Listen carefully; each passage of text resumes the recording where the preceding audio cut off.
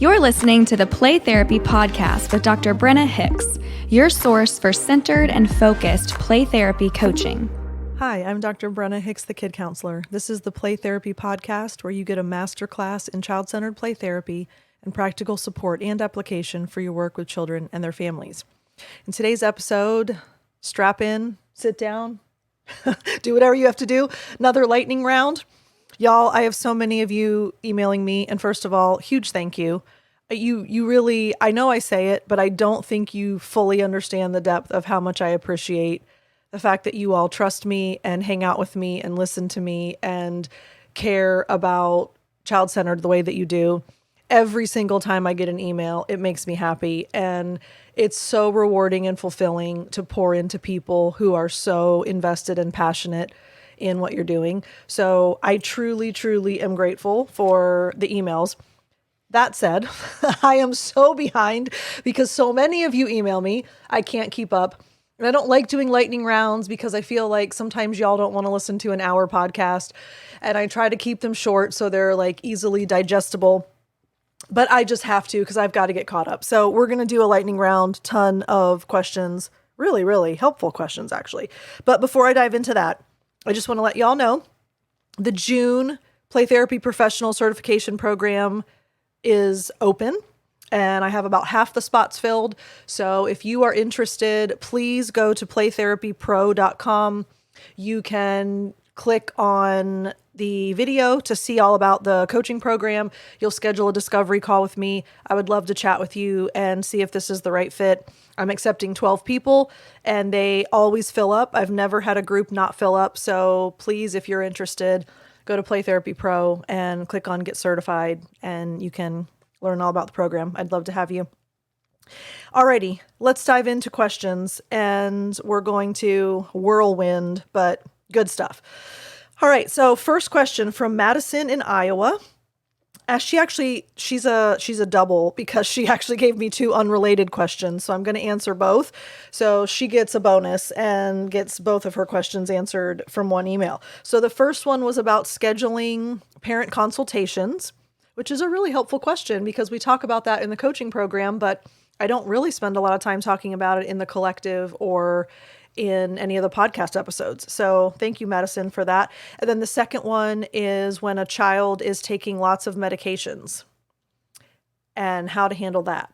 So let's talk through those. So I'll read parts of her email and then we'll kind of dive into some thoughts. So the first question, I'm wondering how you organize your schedule to accommodate parent consultations. How long do they typically last? I'm trying to fit these into my schedule in some sort of a systematic way. Yes, always be systematic. I encourage that highly. And I'm wondering about how you typically do this at your center. All right, so first and foremost, let's talk through the very simple basics of that. So every 5 sessions with the child, you should schedule a parent consultation.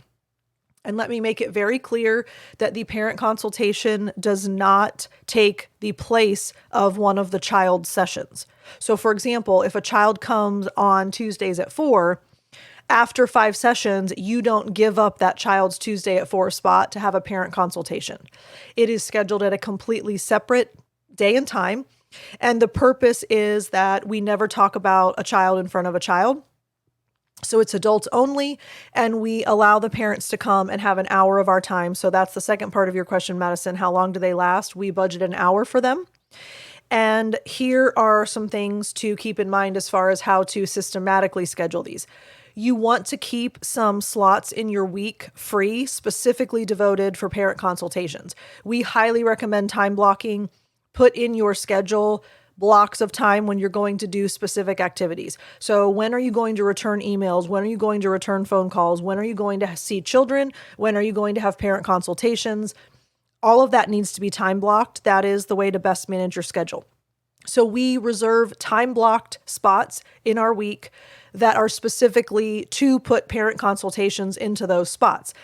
The trick is keep those time slots the parts of your day that kids typically will not be able to see you.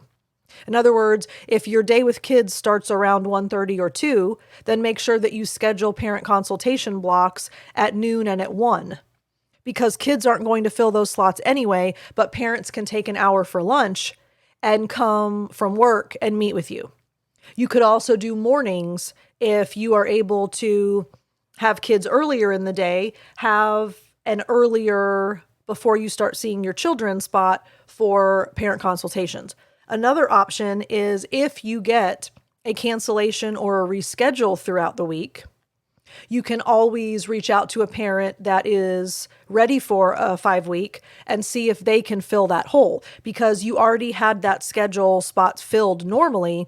But if it opens up because someone is sick or on vacation or they had to reschedule, that's an ideal time so that you're not just sitting around for that hour. So, you have a 3 o'clock, a 4 o'clock, and a 5 o'clock. The 4 o'clock can't come that week. Well, you're going to have that 4 o'clock hour gap open otherwise. So put a parent consultation in that spot, but those will be just here and there. That won't be a consistently time blocked thing. And then finally, not that this is really related to your question, Madison, but it's just important to make sure everyone's aware. Always schedule these parent consultations in person. There have been quite a few therapists that have decided that virtual parent consultations will suffice, and they'll do a phone call or a Zoom call, and they are just not the same. And you don't have the same impact. You don't have the same engagement.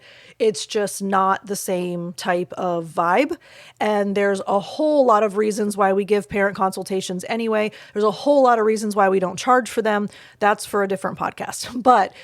A different podcast episode. You won't hear about that in another podcast either, but I'll save it for a different episode. So you want to make sure that you are having them in person, making the parents aware of how important it is to actually come in and meet with you. That is the expectation, that they're always face-to-face in a room instead of doing them virtually. All right. So that is question number 1 addressed, Madison. Second question, I'm wondering how you might handle a situation in which a parent brings a child who is currently taking multiple medications, and she indicated 3 to 5, holy Moses, that have been provided by a different provider, i.e. a psychiatrist. From what I've learned, when a child ends up taking this many meds, it can be difficult to sort out how the meds are interacting with one another, as well as what, air quote, symptoms are true symptoms and what may be caused by medication side effects. However, I'm also wondering if the child-centered process is still effective, even if a child is taking a number of meds. I would love to hear your thoughts on this topic, as well as any advice you would have for working with the parents in that situation. All right, really helpful to discuss this because, gosh, how many of our kids come in on medication? I mean, pediatricians dole out diagnoses and prescriptions like candy. So yes, this is a very common thing that we will face, and many of our kids are going to be on meds, or parents are considering meds, or they used to be on meds, or, you fill in the blank. But psychopharmacological medication is very commonly prescribed in children, unfortunately. So here are some thoughts that I have on that. Number 1, we want to keep in mind that changing things, let me say that differently. To determine cause of change, we have to limit what changes. So while if I hear that a child's on 3 to 5 meds, my gut is going to immediately tell the parents that I don't think that's helpful. I don't think that they should be on that much medication. There are almost highly likely, I was going to say almost no chance, but we'll go with highly likely that the child is experiencing side effects from the interaction of all those meds. And if we address everything in therapy, the likelihood is that they will no longer need meds. So I would absolutely make that clear to parents when they tell me their child is taking 5 meds. However, then I would say, but we don't want to change more than one thing at once. Because if we change more than one thing at once, then causality is very difficult. So in that scenario, we would encourage the parents to just keep in mind that the goal would be reduction in medication, reduction in prescription, getting the child off of medication altogether. However, let's just do therapy for now, and then we'll change the medication down the road. Because if they start therapy and they change their meds, and or they get off of meds, and or they start karate, and or whatever, okay, that makes it really hard to determine what is causing what. So we see an uptick in behavior, we see a reduction in behavior, we see a new behavior emerge altogether. Well, now we're left with, which one of these changes could be the cause of that? We want it to be very clear that when change takes place, that we can trace it back to child-centered play therapy for good or for bad, because then we can address it, right? So that's my first thought. I would absolutely share with parents that I personally and my center is very anti-medication. We are 100% anti-diagnosis. We're very upfront about that. We talk about all of the reasons why, et cetera, et cetera. So I would have that very open and honest conversation, but then I would say, but let's just table that for now. And let's wait to see how therapy unfolds. Then we can address potentially moving on to reducing meds, getting off meds altogether, et cetera. My second thought is, to answer the second part of that question, yes, child-centered play therapy still is effective even if the child is on medication. We know that no matter what the circumstances are, why the child is in play therapy in the first place, no matter the background, the diagnoses, the presenting issues, we know that at the very least, the child will reap the benefit of the 4 universal outcomes of play therapy, of child-centeredness. So they're going to get an increase in self-esteem, they're going to get an increase in self-regulation, they're going to get an increase in worldview, and they're going to have an increase in emotional vocabulary. I should have pop quizzed you, but I just trust that you all know that at that point. So therefore, when we have universal outcomes that we know every child is going to gain, that will be addressed regardless of medication. And then almost always the child's individual issues are also addressed. Now, the caveat is sometimes the child is not able to fully work on their issues because the medication is affecting their behavior, their emotions, their attitude. So there isn't necessarily a total resolution or improvement, but certainly a significant one.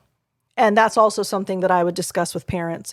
If we can get the child to a point where they're no longer taking medication, then we will know for sure that the child is fully able to address everything that they need to work on.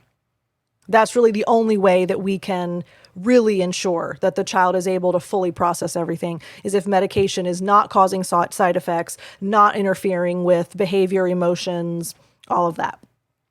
And then let me also throw this in there because, again, not necessarily related, but yes, it is. Not part of your question, but related. Keep in mind that diagnostic criteria for many, many, many diagnoses mirror and map to all kinds of presenting problems that have nothing to do with a diagnosis. So you can look at the criteria for ADHD. You can look at the criteria for ODD. You can look at the criteria for OCD. You can look at the criteria for you name it, right? You, on any given day, can look at a child's behavior and say, check, check, check, check, check. Okay, yeah, they must have ADHD. Well, a lot of the symptoms that a child is going to present with can be caused by 100 other reasons. And even though it looks like ADHD, it's probably not. So when a child has been diagnosed and then has been prescribed medication, it almost always means that it was a pediatrician that decided that was the best course of treatment, and medical models very different. So we understand that.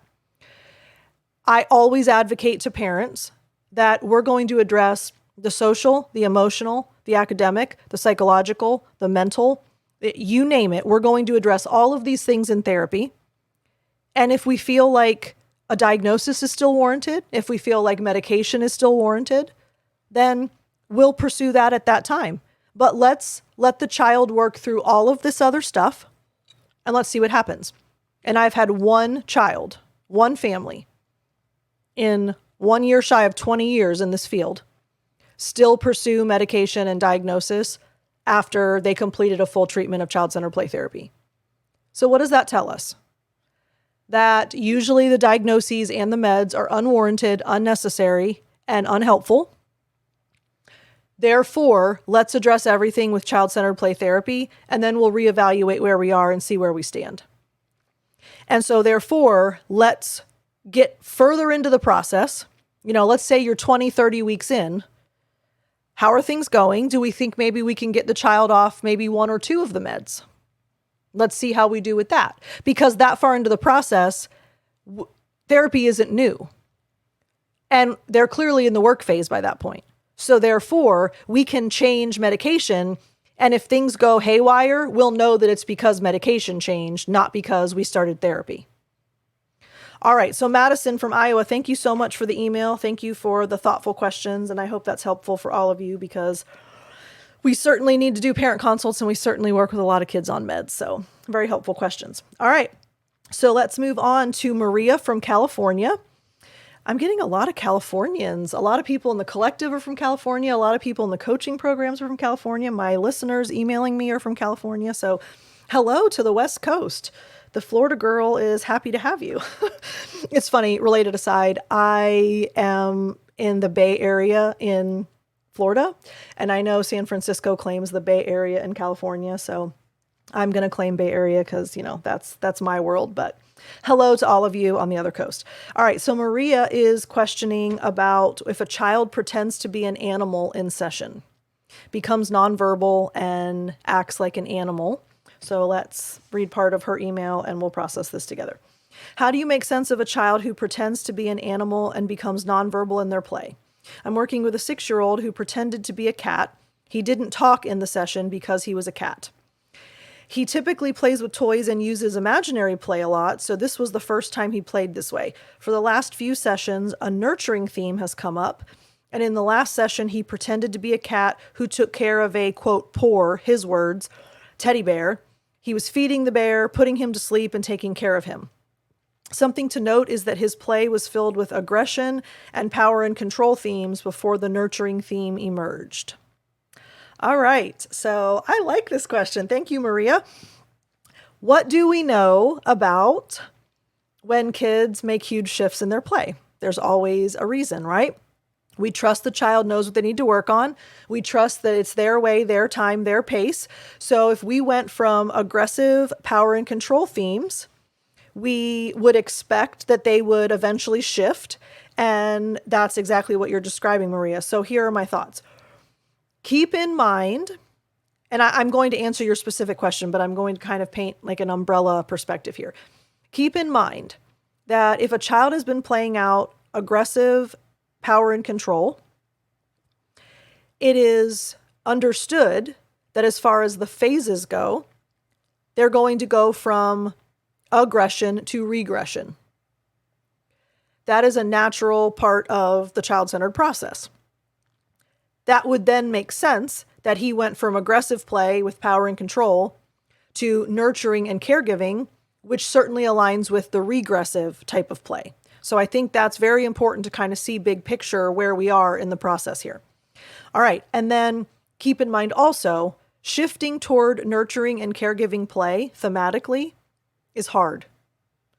When you have been in power and control mode, when you've been in aggressive mode, it is very difficult to about face and then move into nurturing and caregiving. So often what will happen is a child will play things third person because that provides distance.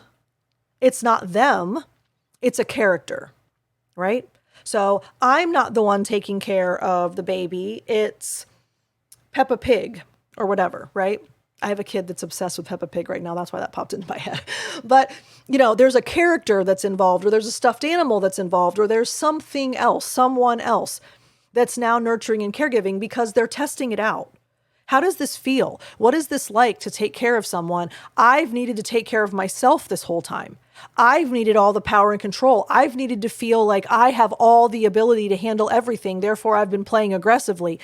Well, what does it feel like to have some vulnerability in the play? What does it feel like to have needs that need to be met? And that nurturing and caregiving component, that's a huge change, number one. And it's extremely scary because what if I don't like this? What if I can't handle this, right? So third person play allows them to keep some distance. And then let's take this a little bit further. If the child becomes an animal, in this case, a cat, cats don't talk. So it actually, through the role that the child has assumed, it means that the child does not have to say anything while they're testing out this new theme, because talking would make it even worse. So if you are an animal and animals don't talk, it's not only not you that's doing it, but then you don't even have to talk about anything, and you can just feel how you feel and experience what you experience and see what it's like. And it's all internally without having to put it out there for someone else in the room to know what's going on. There's no expectation of dialogue if you're an animal. And this is really essentially a pendulum swing, right? We talk about this a lot. So kids come in and their pendulum has been stuck. So he has been stuck in no power, no control, feeling very helpless and inadequate or whatever. So when I'm in the room, I'm going to take all the power and all the control, and I'm going to be aggressive because that makes me feel like the pendulum has swung the other way. Well, then the child's like, ugh, I don't really like that either. So then they will naturally find center, but often center comes with a new theme. So we go from power and control to nurturing and caregiving. You can't take care of others if you still have a whole bunch of junk that you're carrying around. So almost always the shift to nurturing and caregiving play means that the child actually is at a much more stable, centered place internally. Because think about Maslow's hierarchy, right? Your brain can only attend to so much at once. If you're carrying around a whole bunch of junk, you're not going to be worried about someone else's needs. You're focused solely on your own. But that's overwhelmingly scary because I've had to be worried about myself. I've had to take care of myself. I've had to put myself in a position of power. Do I really want to give all that up to take care of someone else? It's a big decision. And so in play, kids will often kind of see what that's like. And I think in this case, being a cat and an animal was the third person distance, as well as it didn't require any kind of dialogue. So Maria, I hope that's helpful for you. I hope that I kind of made sense of that. And I've had quite a few kids that play that they are animals in my playroom. And that is a very, very consistent type of play with highly anxious kids and kids who are guarded. When they have their guard up, they don't want to be vulnerable and they don't want to let people see what's going on. So if they're an animal, it's easier. And that's something that I've actually seen quite a few times with kids that I've worked with. So Maria, thank you so much for your email. I really appreciate that. Okay, I'm going to another Californian now, Teri from California. And her question is about the termination process. We've talked about this a lot on the collective, especially a lot in the coaching calls, but for my podcast audience, I don't know that we've talked about it extensively. I mean, here and there, and as part of the phases of therapy for sure. But Teri has some specific questions. So let's address these. She says, I'm a school social worker in California. This is my first year implementing CCPT in the school setting. Congratulations. Never look back. I'm so happy. It's been amazing and transformational in my work with students. I can imagine. One thing that keeps coming up as a challenge for me is how to discuss preparing to terminate with the child so they're not caught off guard. Since goals are not discussed with the child, this poses a challenge to me that is different than directive work. It makes sense how I discuss it with parents and teachers, but with the child, I'm at a loss. All right, really helpful. And obviously this is a little bit of a unique context because in the school setting, the dynamic is different than private practice, for example. But I will still kind of give you some thoughts, Teri, and I think this should be helpful for everybody. So let's make it very, very clear. We've talked about this for sure when we've gone through the phases, but termination is a phase. So this is not like a one and done kind of thing. This is not just a blip on the radar. Termination is a phase on purpose. You need at least a 3-2-1 countdown of sessions.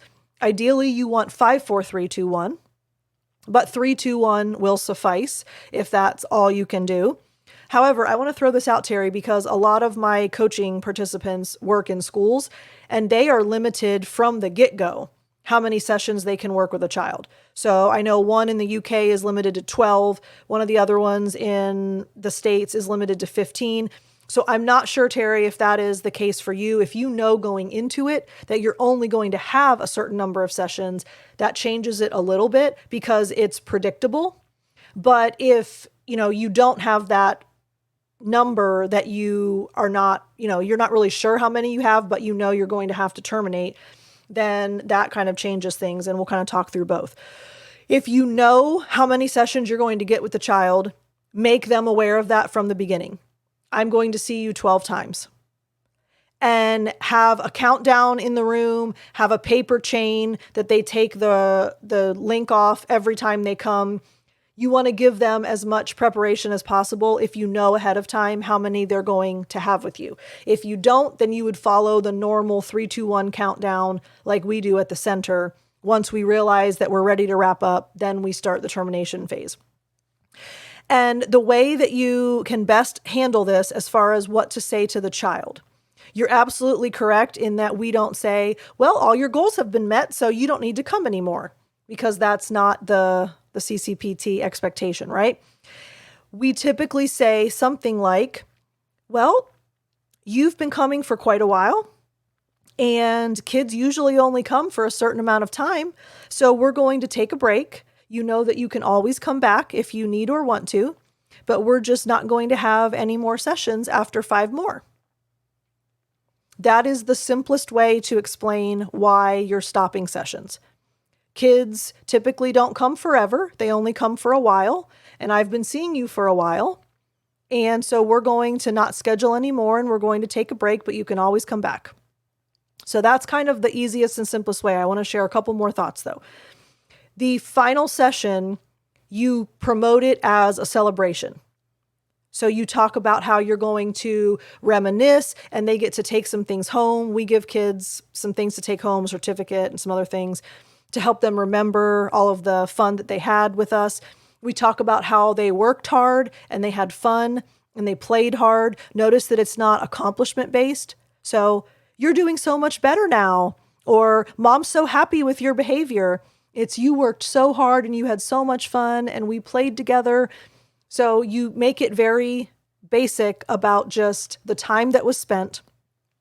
And if at all possible, you want to time termination with a natural break in the calendar. In other words, well, summer's coming up, so I'm not going to see you anymore as soon as school gets out. Or, well, Christmas break is coming up, so we're going to finish right before Christmas break, and then you get all of Christmas break to just spend time with your family.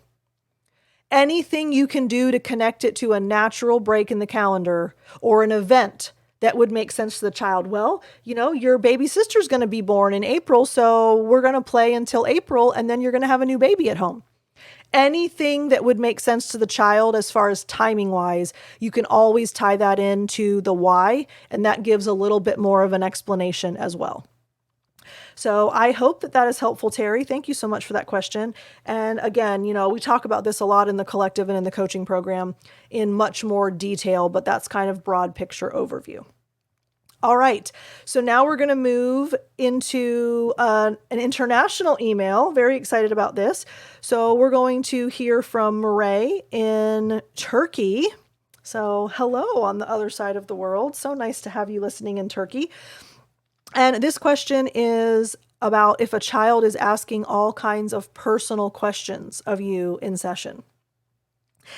Gosh, we talk about this so much in the collective. This is something that comes up all the time. And I think this is possibly one of the trickiest things to navigate as a child-centered play therapist. I'm really glad that you asked this, Miray. So the email says, I work with children using CCPT, and I have a question about one of my clients who is an 8-year-old boy. He keeps asking me personal questions through the sessions, and I don't know how to respond to them. Some examples are, what is your favorite animal? Which football team do you support? How old are you? What is your zodiac sign? Oh my word. Did you watch this movie? Then he will also ask more intimate questions like, would you like to come to my house? Can I be your child? Do other children come here and play? Do you prefer the other kids or me? Ooh, some of those are loaded, right? So then the follow-up questions are, can you tell me how I should respond to these? I keep reflecting the content and his emotions, but he insists on specific answers. We did our 6th session this week, and he's been asking these questions since the 1st session. All right, Miray, thank you so much for this. And there's a lot of nuance to this, and there are a lot of layers to this, so I'm going to do my best, but just know that there's probably a lot more than I can address in one answer on a podcast, but I'm going to give you everything I can. The why matters. And I know I say that all the time. My staff was giving me grief today about how they're going to put bumper stickers on their cars that say the why matters. I was like, oh, I love you all. So apparently, I've drilled this into you all enough that you should know that the why matters at this point. Therefore, when a child is asking questions, the very first thing that should pop into our heads is, what is driving these questions? And here's how we filter this. Are the questions meant to be relational and connective to you? In other words, is this rapport building? Is this relationship building? Is this the child trying to connect with you, trying to learn about you, trying to feel close to you? If it's relational and connective, that is important to understand that that's what's driving it. And in this case, Miray, since you said that since the first session, he's been asking these and we're in initiation and warm up, I can almost guarantee you that the first set of questions, animal, football team, how old you are, zodiac sign, did you watch this movie? That is, I'm trying to connect with you because he doesn't know you. So he's trying to figure out who you are and what you like and what you have in common and all of those things. That is the type of question that you want to give an answer to. And I know we're not supposed to be experts. We're not supposed to have information that the child doesn't know. But that is a different context. The child's not asking us, how do you spell anniversary? The child's saying, have you seen this movie? And I can almost guarantee you that if the child is asking you about a movie, they've either seen it or they want to see it. There's a personal connection to the questions. What's your favorite animal? I guarantee you your little boy has a favorite animal. Which football team do you support? I have a football team that I support. Okay? So if we recognize that it's relational and connective, then those are the types of questions that we want to answer. Now, we don't share more than we need to. We don't start rambling on about ourselves. And we always, absolute on purpose, lead with the reflection of content or a reflection of feeling before we answer. So that would look like, oh, you're wondering what my favorite animal is. Or you're curious about what football team I like. Or it's important for you to find out things about me. Now notice that that's more of an enlargement, but still relevant before you would answer. Okay. So keep in mind that the why matters if it's connective and relational. Those are typically the answers that we would give. But you want to still return responsibility and avoid answering the question 3 times so that you know for sure that the child really wants you to answer. That's like your 101 response. So child says, what's your favorite animal? And you're like, you're wondering what my favorite animal is. And then if the child goes, yeah, so what is it? Wow, you're really curious about what my favorite animal might be. Yeah, are you going to tell me? Okay, by this point, the child has made it very clear because when a child repeats themselves, they feel like you're missing something. If they've done it 3 times, they really want you to answer. If you can get away with it, you reflect it back 1 time and they move on, then it wasn't really that important. So that's kind of your 101 technique to see if not answering will suffice. But if it's relational and connective, then it probably will not suffice. Just FYI. All right, now here's another scenario. This is more of like a 201. Sometimes the child asks you a question and they don't really want you to answer. It's their way of bringing up a topic that they want to talk about. So if a child really wants to talk about his favorite animal, he might ask you what yours is, but it's really just because he wants to tell you about a great white shark and how it's the most amazing creature on the planet. And it has this many teeth and it can swallow baby seals whole and whatever. Okay. So if a child says, what's your favorite animal? It doesn't necessarily mean it's relational and connective. So the 201 response might be, you're wondering about my favorite animal. I bet you have a favorite animal. And then if the child goes, yeah, mine's a great white shark, blah, blah, blah, blah, blah, then you know that it was never about your favorite animal. And so it's very, very important that you figure out what's driving the questions. And if you're going to give an answer, I forgot to mention this in the 101 part. If you're going to give an answer, you keep it as short as possible. So a one-word answer is your best bet. So what's your favorite animal? Turtle. You don't talk about why you love turtles. You don't talk about all the fun facts you know about turtles. You don't talk about the fact that a turtle's on your screensaver on your phone. You just say a turtle, because you want it very quickly to return back to the child. You don't want it to be about you. You want it to be about the child. So that's another noteworthy piece. All right. 301 strategy for answering questions, or being asked questions, I suppose, is probably a little bit more appropriate. Sometimes you can get away with talking about the topic in general. Therefore, you're not actually answering the question, but you're talking about the topic, which will get you out of actually having to answer the question, and then the child can take it where they want to go. So let's go back to the favorite animal question. So what's your favorite animal? You would return responsibility 3 times. You're curious, you're wondering, you're really interested. It's important that you find out more about me, whatever. But you could go, you've already told me about several animals. You really like animals. So now all of a sudden you're acknowledging something that the child is interested in. You've already learned something about the child related to animals. And now you're talking about animals in general. And then the child can usually run with that. So you have to become the master of talking about what the child is asking you and not actually answering the question. So which football team do you support? And Miray, excuse my ignorance about Turkey, but I don't know if you're talking about American football or what we consider to be soccer. So I'm assuming soccer. But anyway, I don't know any soccer teams, so I'm going with NFL football teams because I can't speak to soccer teams. So if, which football team do you support? I personally don't give 2 hoots about football. I'm baseball all the way. You know that. But I do know NFL teams, so we're going to go with that. So which football team do you support?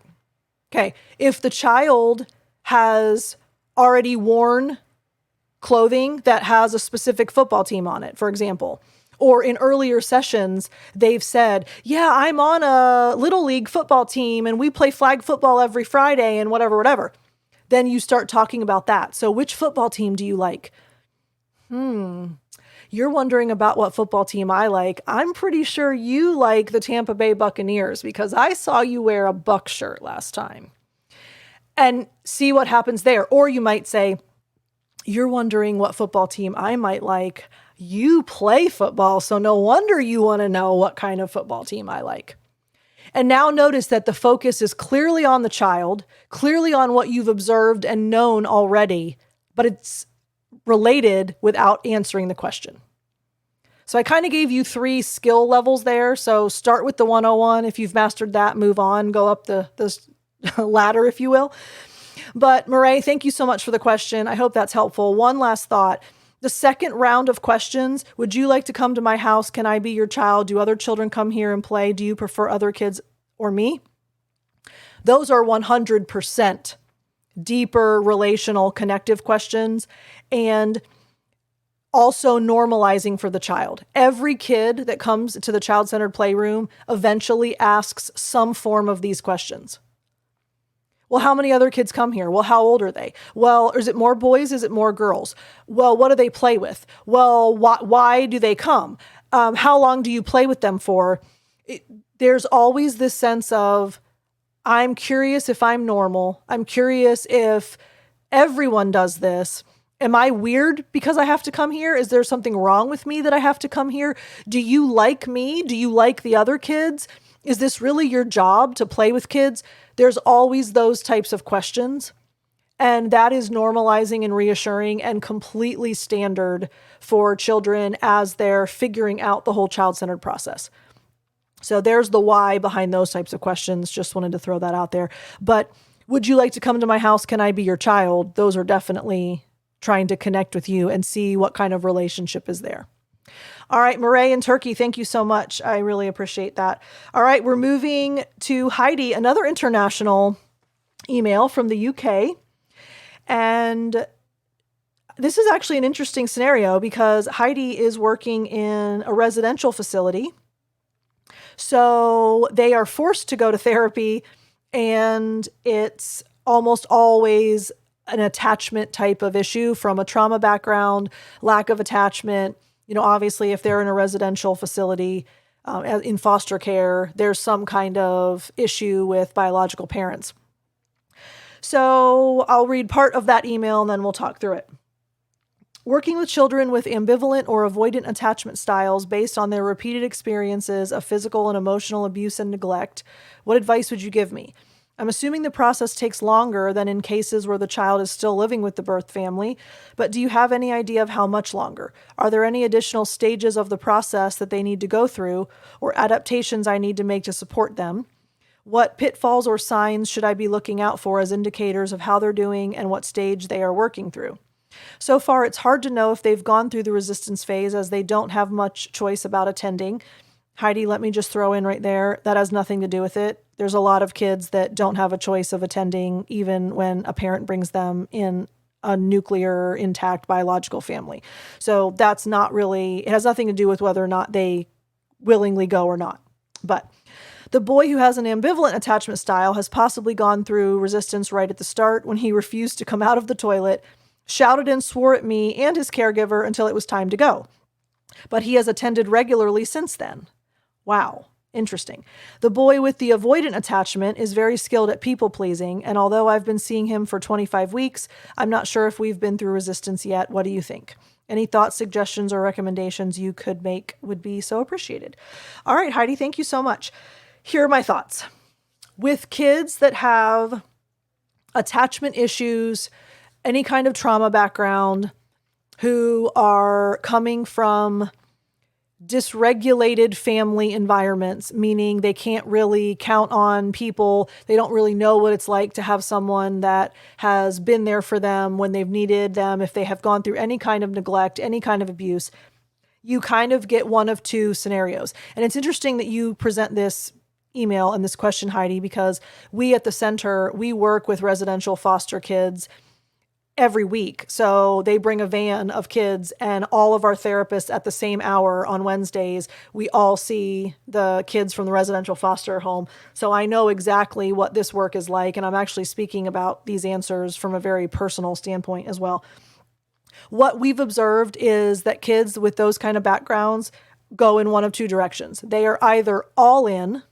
So as soon as they meet you, they are so craving connection. They are so craving a relationship.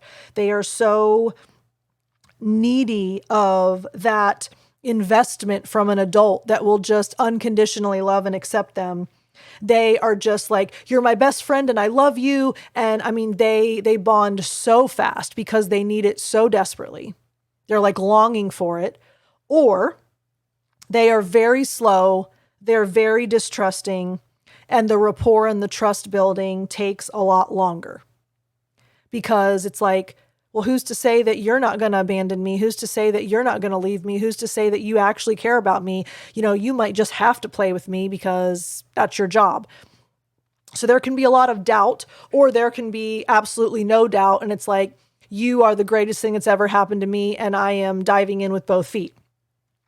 That's kind of the direction that the children take. So you really can't predict one way or the other. My second thought is your question specifically about, hold on, let me find it. Are there any additional stages of the process they need to go through or adaptations I need to make? No. The stages and the phases are consistent no matter the presenting issue, no matter the history, the background, and we never make adaptations at all. Now, we can be sensitive, we can be aware, we can be cognizant, we can use a little bit more of one of the pillars if we think that it would really resonate with a child or a child really needs that pillar.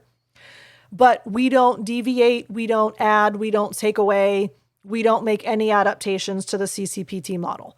We are fully adherent to CCPT, more for this type of kid even than other kids. Not that we would deviate with any child, but it's even more important that we are truly adherent to CCPT for this kind of kid. Why?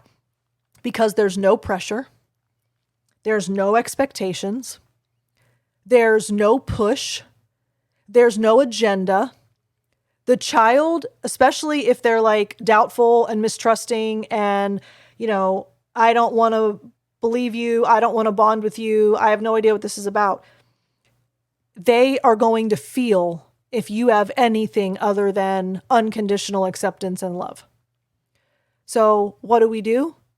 We communicate with every fiber of our being, non-verbally and verbally.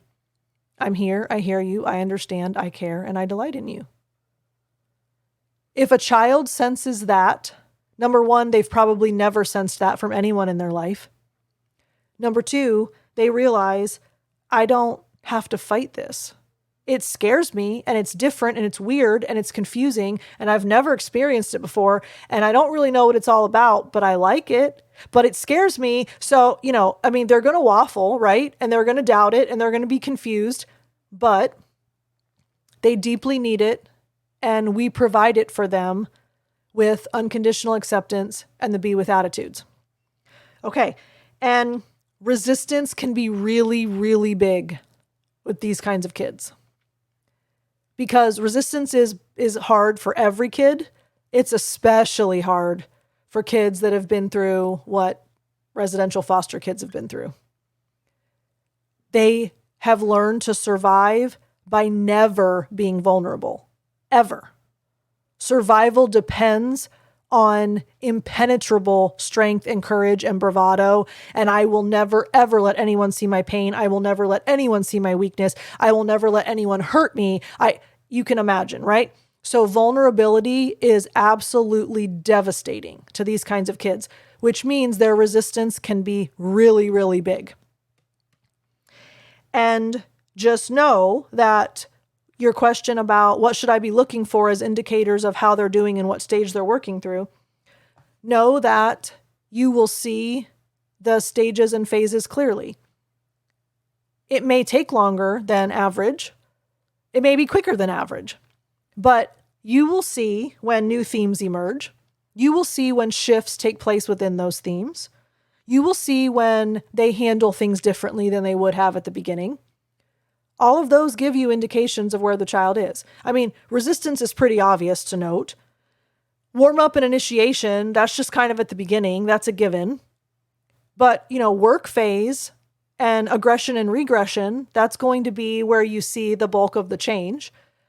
And then obviously you need the termination phase, extremely crucial. Oh my gosh.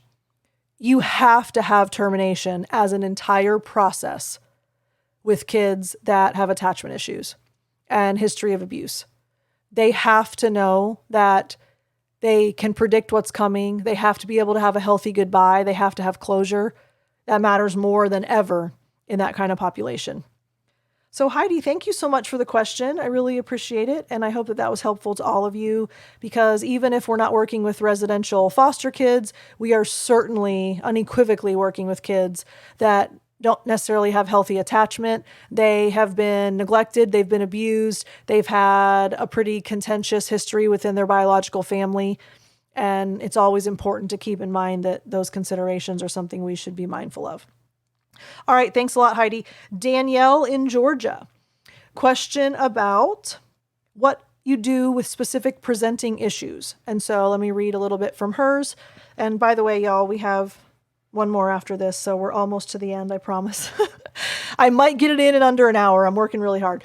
All right, so Danielle says, I'm reaching out to see if you would consider an episode of your podcast to exploring some common themes seen in child-centered play therapy. She doesn't really mean themes in the sense of thematic play. She means presenting issues. So I'm interested in things such as self-esteem, self-worth, loneliness, and trust and betrayal, and how this would manifest in child-centered sessions. Okay. So thank you, Danielle. That's really helpful. Presenting issues are very fascinating when you break them down. So I'm going to go with the three that you specifically referenced. Obviously there are tons of presenting issues, but these three that you mentioned will unpack these. So first, if we're talking about self-esteem and self-worth, it's very important to recognize that there are 4 types of self-esteem play kind of under that umbrella. In other words, if we see these 4 types of play, we know that that all falls under the umbrella of self-esteem work, but there's 4 different ways that it presents itself. And for those of you that have been with me in the collective and the coaching programs, I'm sure you know these by heart by now, but for the rest of you, they are perseverance, competence, problem solving, and self-challenging. There are always going to be one or a combination of those types of play when a child is working on self-esteem. So if they have low self-worth, low self-concept, low self-esteem, you can guarantee that you're going to see perseverance, competence, problem solving, or self-challenging. Because as a child does not give up, that builds self-esteem. As a child proves themselves to be competent, that builds self-esteem. As they figure out that they can solve their own problems and they can handle situations that arise, that builds self-esteem. And then when they realize, you know what, I know that I can handle things, and what I've been doing has actually been pretty easy, so now I'm going to make it harder for myself. Then we move into self-challenging, right? So those are the most common ways that we will see self-esteem work present itself. And sometimes it's a combination of 2 or 3 at one time. You know, they may kind of be including more than one in one play, but you know that that's under the umbrella of self-esteem. Okay, second thing you mentioned is loneliness. All right, so if a child feels lonely or doesn't feel that they connect well, maybe there's some kind of social difficulty, maybe there's relational difficulty within the family and they feel kind of isolated. They don't really feel that they have anyone. They don't really feel like anyone understands them. If you have a child that comes in like that, they really, really desperately need connection and rapport. So that initiation and warm-up phase and stage are going to be really important, because if they feel lonely, they really crave that one person that's going to be there for them. And that can be a child-centered play therapist. Therefore, they usually love, from day one, they love child-centered play therapy. Lonely kids, disconnected kids, isolated kids, kids that don't really feel like they have, those relationships. Child-centered play therapy, it's like their world has righted itself as soon as they walk in the room and they have someone that gives them a whole hour where it's all about them and they unconditionally love them and they unconditionally accept them and they get to be the boss. And oh my gosh, these kids eat up child-centered play therapy. So that's typically the way you see that unfold in those types of children. And then a trust and betrayal kind of issue. So if a child has gone through any kind of betrayal or they have difficulty trusting people, it's actually the opposite of the lonely kids. It takes longer to develop the rapport in the relationship. So often there's a slower initiation, there's a slower warm up, and they're kind of, seeing what this is all about. And can I trust you? And do I want to be open to you? And can I let you in? And are you going to hurt me? And if I do something crazy, are you going to say I'm not allowed to come back? So a lot of times they will test boundaries because they truly want to know if what you say is true, that they're in charge and that you are there for them no matter what. And obviously we don't say that to a child, but that's what we imply with the be with attitudes, right? And then you will often see a lot of power and control play in kids that don't trust people. Because what's the antidote to feeling like you can't trust anyone? You take all the control that you can get. You grasp at any measure of power that you can get, because then no one can hurt you, right? I'm in charge. I'm in the driver's seat. No one's going to fool me. No one's going to trick me. No one's going to have the upper hand over me. So you'll see a ton of power and control play in kids like that. Danielle, thanks so much for the question. I hope that was helpful. And those are, common presenting issues. So I'm glad that you asked that. All right. Last and final one for today. Whew, we're going to make it. All right. Callie from Texas is curious about, actually she has a twofer as well. So you're going to get 2 questions from Callie, unrelated. All right. So the first is, you've been speaking about CPRT as a complementary therapy to child-centered play therapy. Are there any other complementary therapies or activities outside of therapy, for example, extracurriculars, OT, PT, social skills groups that can be helpful for clients? All right. Well, let's circle back to we only want to change one thing at a time. Let's go back to Madison's question, right? We only want to change one thing at a time. So if we start child-centered play therapy, we don't want a child to start anything else. We don't want them to get involved in extracurriculars. We don't want them to go to OT, PT, socialist groups. Why? Because they're already investing in play therapy, and we want to be able to measure cause. So that's just kind of a recap of what I already talked about. Here are a couple other thoughts, though. What I have found in my personal experience over almost 2 decades is child-centered play therapy is a lot of work. It takes a lot out of kids. It's emotionally draining, it's mentally draining, it's physically draining, it's emotionally draining. There's a lot that goes on in the playroom. And the more the child is doing, the harder it is for them. So if they go to soccer and they go to piano and they go to play therapy and they go to PT and they go to church and they are so overscheduled and their lives are so busy, it's really, really overwhelming for them. It essentially is just too much. And furthermore, if they're in other types of therapies, so if they're in speech therapy or physical therapy or occupational therapy, as well as play therapy, they become over-therapized. They just get sick of having appointments and they get sick of having to work on things. Like all of those require a lot of work, a lot of intention, a lot of time, a lot of energy. And a kid cannot handle that. I mean, put yourself in that position. Would you want to go to a speech therapist on Monday, an occupational therapist on Tuesday, a physical therapist on Wednesday, a play therapist on Thursday, soccer on Friday? Like, holy cow, like we need to give kids rest. We need to give kids a break. So I'm not saying that other complementary therapies are not helpful. I'm just saying you don't want all of that at once. So what I typically recommend with parents is let's get further into the play therapy process and then see what your child, once they're more regulated, once they're more stable, once they are doing better, what are they really interested in? What are they really excited about? And what would give them a sense of competence? So if they really want to play violin, then they can do violin lessons, but wait until they've been in therapy for a while. If they really, really want to play baseball, yes, please, then, they can start a baseball team once they've been in therapy for a while. But you want it to be something that the child really, really wants to do, gets a sense of accomplishment and competence from, and it's exciting for them. It doesn't need to be like a drudgery. So that's my answer to your first question, Callie. And then the second question, do you have any self-care recommendations for therapists between clients? Daily, weekly, and longer, especially for new therapists or interns. Wow, it's so funny how God orchestrates my life because I've been talking about self-care so much for the last 2 weeks.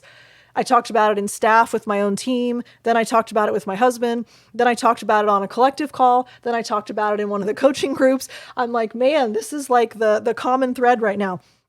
All right, here are my thoughts on self-care. First of all, therapists are notoriously terrible at it. I talk about that all the time. And you can't be bad at self-care as a therapist. You can't. You don't have the luxury of not taking care of yourself. And we promote to our clients that they need to be good to themselves. And we're terrible to ourselves as therapists. We think we just give and give and give, and like there's a never-ending supply. There isn't. This is why therapists get burnt out. This is why they quit the field. This is why they, are miserable. I've been around so many therapists and people in the mental health field that are just miserable. They look miserable. They act miserable. They're just depleted. And how can you be any good to anyone? How can your clients be well served? How can you do your job effectively when you have nothing left in the tank? It's impossible. So what's one of the, rules of thumb from CPRT? You can't give away that which you don't possess.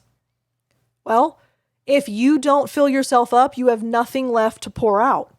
So thank you, Callie, for bringing this up because I wouldn't have talked about this otherwise, but holy cow, I've been talking about this so much lately. It's obviously something we need to be discussing. So here are my thoughts. You said between clients. Okay, so you need to know yourself. And I've talked about this in the coaching groups, even with my own team. I'm okay with back-to-back clients. I handle that. I have a 10-minute turnaround. I eat in sessions. I manage fine back to back to back for 6 hours. I have a therapist at my center that needs a 30-minute break every couple of hours. So for her, she sees 2 clients, takes a 30-minute break, sees 2 clients, takes a 30-minute break, and then sees a client. Because she can't go more than 2 sessions without kind of getting a reset. You need to know yourself. Schedule accordingly to what you can handle. If you want to work 3 kids and have an hour break and then 3 kids, do that. If you need 2 32, do that. I go 6 back to back, but I don't have any issue with that. You need to know yourself. So make sure that your schedule accommodates your needs. Do you need to be able to go to the bathroom? Do you need to be able to eat? Do you need to be able to close your eyes and just kind of decompress? Do you need to be able to go outside and just walk around in nature for a few minutes before you start another client? Know yourself well enough and make it part of your schedule. So that's my first thought. My second is on a broader scale. So that's like in between clients when you're actually, at your office or wherever you work. Here's what you need to do daily though. You have to start with the first part. So I can't give you the daily until you've already figured out what that would look like. Every single one of you. I don't even know how many of you listen. I get so many downloads. I keep losing track because it keeps getting more, which is awesome. But the thousands of you that are listening to me right now, every single one of you, you need to sit down like today or this week, and you need to write down what brings you joy. What activities, what things, what brings you joy? What makes you excited? What are you passionate about? And here's what happens. I ask that question a lot and I get blank stares. I ask that question and people are like, well, I love animals. I'm happy when I'm around animals. I really like going to the beach. I try to go to the beach when I can. Those are not healthy answers. What brings you joy? What are you passionate about? What excites you? What makes you smile? When you think about that, are you filled with happiness? My list is a mile long. Why? Because I've spent an entire career figuring out how to take care of myself. And I'm not saying that to brag. I'm saying it to let you know I couldn't do the things that I do without the level of self-care that I have. I've been good at it from the very beginning. And I was actually telling my husband about this. We were out on the boat and I was talking about self-care, strangely enough, just like 4 days ago. We were just having this conversation. And I was like, it started in high school for me. It all started, I learned how to take care of myself in high school. I was in magnet programs from 6th grade through 12th. And if you don't know what magnet programs are, they're like advanced, accelerated. You have to test into them and they're like super hard curriculum. I was in a math and a science magnet in middle school. And then I was in the International Baccalaureate program in high school. I was doing college level curriculum all through high school. Whatever. Long story short, it was crazy. And I look back and I'm like, oh man, I don't know how I survived that. But 7 years of a lot of academic work, rigorous, hard academic work. And all my classmates started struggling. Not all of them, many of them. I saw eating disorders emerge. I saw ulcers being diagnosed. I saw cysts showing up in, high schoolers' bodies. I saw people getting into drugs and alcohol to cope. Not that kids don't do that in high school anyway, but this was specifically like the kids in the International Baccalaureate program that wouldn't have done it otherwise. It was truly like, I have to escape the stress of this school. I watched it over and over and over again. And I was like, this is not worth it. I'm not doing this. I refuse to be like this. I started I got a gym membership the day I turned 16. I went to the gym 5 days a week. Every single day after school, I went to the beach. Every day, 5 days a week, every day from the day I turned 16, I went to the beach every day and I floated on a raft in the water, listening to music for an hour and a half. Every day. Why? Because I love the beach. Why? Because it's peaceful and it's calm and I love the ocean. Well, we're on the Gulf, but I love the waves. I love the sound of the waves. I love the sound of seagulls. I love the breeze. I love everything about the beach. I love music. I love just closing my eyes and just relaxing. The gym was that kind of place for me. I loved hanging out with my friends. I loved reading. I found things in high school that helped me get through and took care of myself because I watched all the people around me struggle and I was like, this is not worth it. Like, this is not what life needs to be. And I really, truly believe that was like God's preparation for the rest of my life because I've been good at it ever since. I can give you a list a mile long of the things that fill me up. I love to read. I love to sing music. Sing songs. I love to play music. I love to do crossword puzzles. I love all water sports. I love synchro. I love CrossFit. I love baseball. I love traveling. I love cruising. I could go on and on and on. And they're honestly, every single one of them, they fill me up. And I do them all the time. So let me get back to, that was kind of like a long-winded answer, Callie, but you need to figure out what those things are for you. You need to have a list. Don't think that you're going to come up with something on the fly in a moment when you're like, now would be a good time to do some self-care. No, have a list, refer to it, right? You need to know what those things are. I get massages. I go to chiropractic treatments. There are all kinds of things that I do for myself because I know that I need them and they're good for me. I live by the motto, work hard, play hard. I would say on an almost daily basis, one of my podcast listeners, someone I'm on a discovery call with, someone in my collective, someone in my coaching program, somebody at my office, a parent, I would say almost daily, someone says to me, I don't know how you do all the things that you do. You all are probably nodding your head thinking the exact same thing right now. I hear it ad nauseum. Do you sleep? Do you have any time? How do you do all the things you do? I have no idea how you are involved in so many things. You want to know how? Because I take care of myself, and I always have. I work hard, but I play hard. And that brings me to a second point. Leave work at work. Do not carry those kids with you. Do not carry play therapy home with you. Do not think about what kid is struggling in the playroom when you're home at night laying in bed. Do not think about the parent that yelled at you in the parent consultation this week. Leave work at work. Don't bring it home with you. That is crucial to self-care. Do not ever let that come home with you. When you leave wherever you work, you're done with work. You can't emotionally drag that stuff around. It will kill you. So that's a related point. It is not selfish to prioritize self-care. Self-care is not selfishness. You take care of other people. You take care of relationships that you have. You pour into your spouse. You pour into your kids. You pour into your friends. You devote time. You devote energy. You put it in your schedule. You make sure that you maintain all of that. But we don't do that for ourselves. No one's going to do it for us. It falls on us. It's not selfish to do it. It's necessary. So, final thought, Callie, since you're asking for what are my recommendations, plan a quarterly vacation. And yes, I said quarterly. That means once every 3 months. There is someone that I love, Brendan Burchard, and he founded Experts Academy. He's written a lot of books. He has Growth Day now, which is a really cool, self-help kind of platform. Anyway, long story short, we've been fans of his for a long time. And he told his audience one time, probably 10 years ago now at this point, every quarter I take a vacation.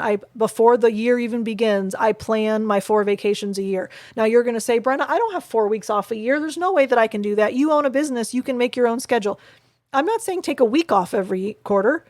If it's a long weekend, I don't care what it is. It can be a 3-day vacation, but every single quarter, you need to plan vacation time. 3-day weekend, 4-day weekend, whatever you need to do, but it needs to be scheduled once every 3 months, you have a vacation.